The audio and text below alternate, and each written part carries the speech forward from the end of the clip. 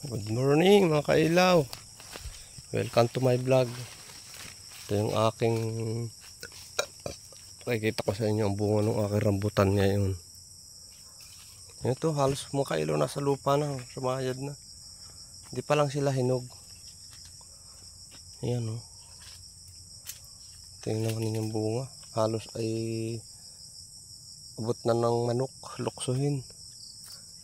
Ang dahil bunga kailaw nito. Yung kasabangan nito nabali nung bumagyo. Hinayang na hinayang nga ako. Tingnan naman ninyo kailaw, buwig-buwig oh.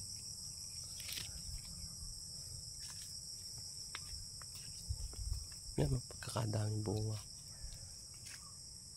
Hanggang sa dulo. Malapit na ito, malalaki na eh. Malapit na itong mahinog.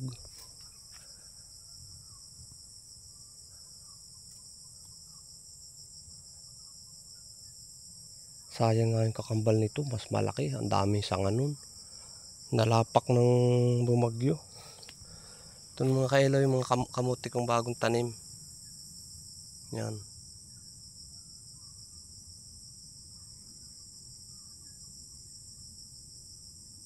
Yan mga kamuti ko. Yung luya rin yung nasa kabilang yun. Medyo ayos-ayos na. Mga sigurado ng buhay na. Oh. Umulan nung minsan ay tatanggalin ko yung mga kahoy na yan. Nagugumguman yung aking halaman.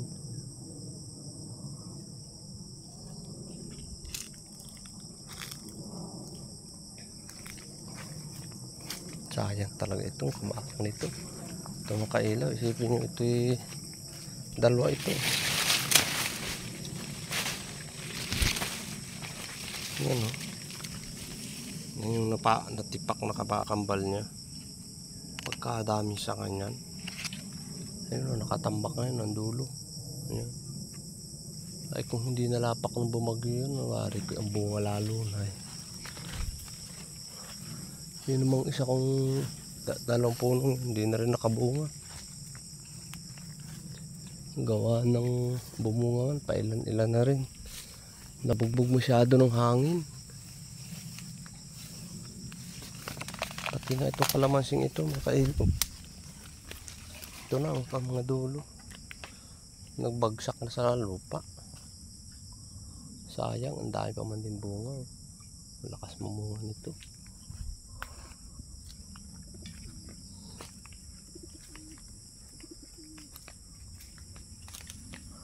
Yan, ilan ang bunga nito. Sayang din ito ay. Marami din namunga ito ay.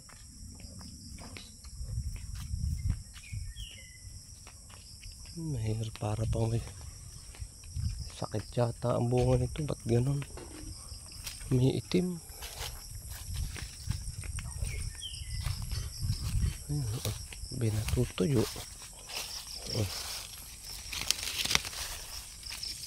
Malapit na itong mahinog. Alam mo, unti ang bunga nito mga kailaw. Nabugbog ito ng hangin igi eh. Pero mapuputi rin. Pag abutan yan, meron din mapuputing ilan. Kung naman dati hutok sana yan. Bali ang ano. Bali ang sanga.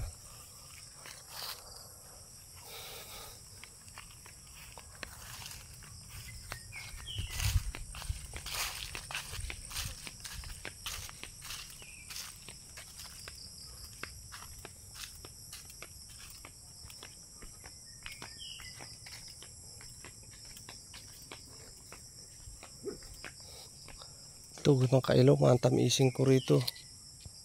Yan. Pag ako'y bago kain yan ng minamatamis ko. Ayan o.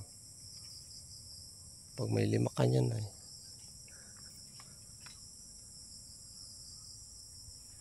Tsok lang mga kailaw ba? Magkahalang yan. Isa lang ay ako'y ano na. Solve na. Sausawan.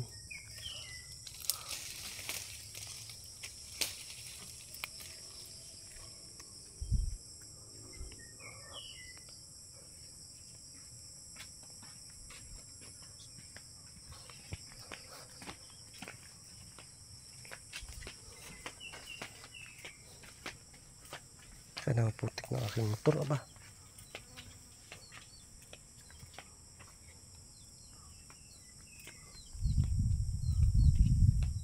Wala, ubos ang bunga ng kalamin. Katawan na natitira.